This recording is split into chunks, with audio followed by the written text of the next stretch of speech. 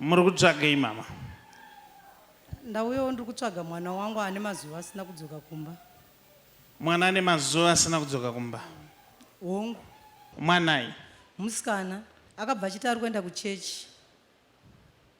Ko kuchechi kwacho makambobvunza here? Ndakabvunza kutaura kuti haana mubvera akasvika kuchechi ikoko. Haana mubvera akasvika? Hongu. Izvi zvakaitika rini izvo? Musi wechitatu. Chitatu, nhasi Sunday?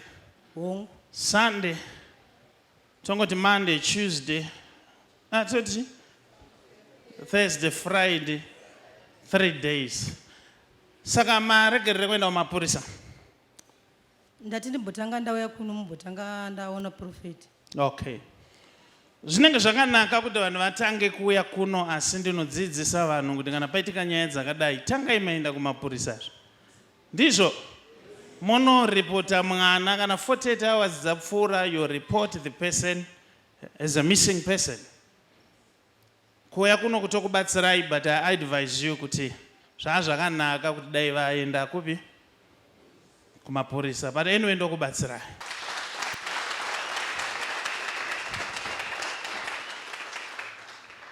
Imi mune murume here mama? Ana baba wake takasiyana. Makasiyana? Hongu. Nokuti inini ndiri kunzi mwana wenyuyo ari kumurume. Saka ndabvunza nyaya yekuti muna murume here, nokuti dai baba varipo ndo vandotarisira kuti mwana anga atye, but mai vacho aifanira kunge akakuudza ichi chokwadi kuti ndakatizira ane nhumbu. Ane nhumbu asina mbobvera akanditsanangurira.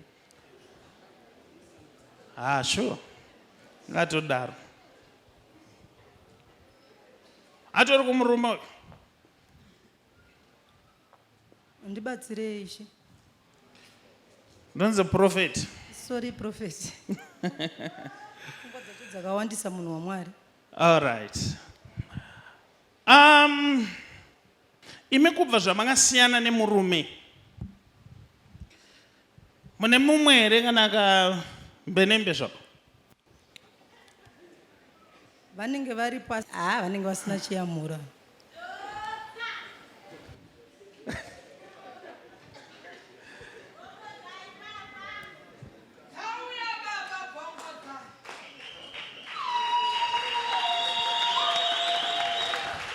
Muda kuti vanenge vasina chiyamuro yakandoda kuti murume wemunhu? Muda kuti chi?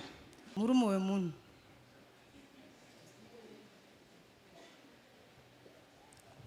Haana chiyamuro zvesho.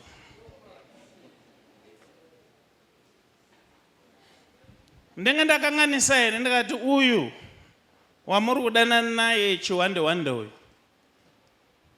murume weshamwari yenyu? Ndibatsirei prophet.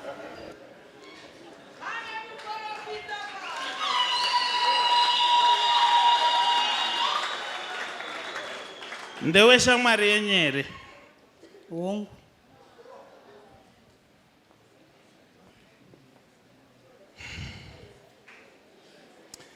Ndikuedza kutsvaga kuti why mwana abva pamba asina kukuudzai, because I'm still looking for the reason.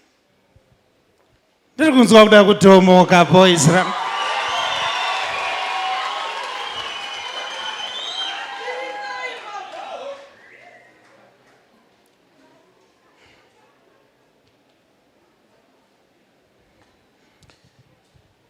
Problem iripo ndeyekuti mwana anga asingakwanise kukubudirai pachena, nekuti munhu ari kumurojera ari kuti mama handidi kuti vazive kuti ndinewe. Ari murume musvinu here prophet? Musvinu? Nekuti imimi choice yenyu nechoice yemwana zvakafanana, munoona zvakafanana.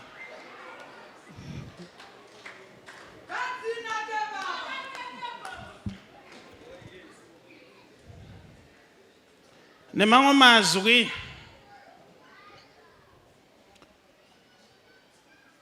boyfriend yenyu murume weshamwari yenyu ndiye ari kugara nemwana wenyu.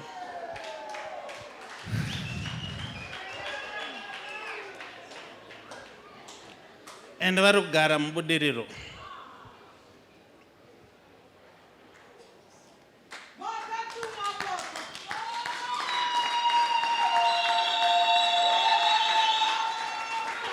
Zvino ndichaziva here profeti kuti ndiye akatanga kana kuti ndindakatanga nemurume uyu?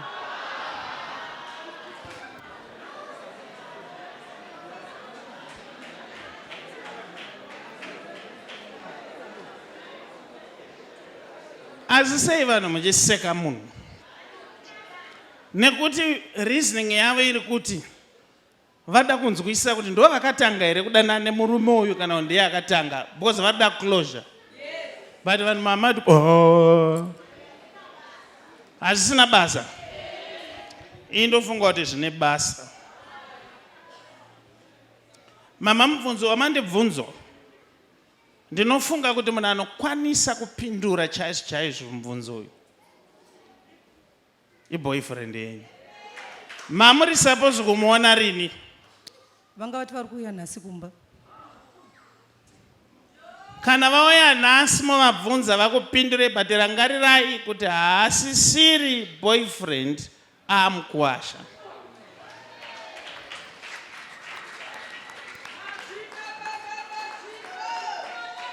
Nekuti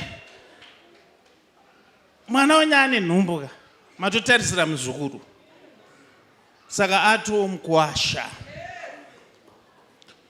Simudzai maoko, nyasha ngadziwanzwe, vapei moyo wekutambira nezita raJesu. Amen.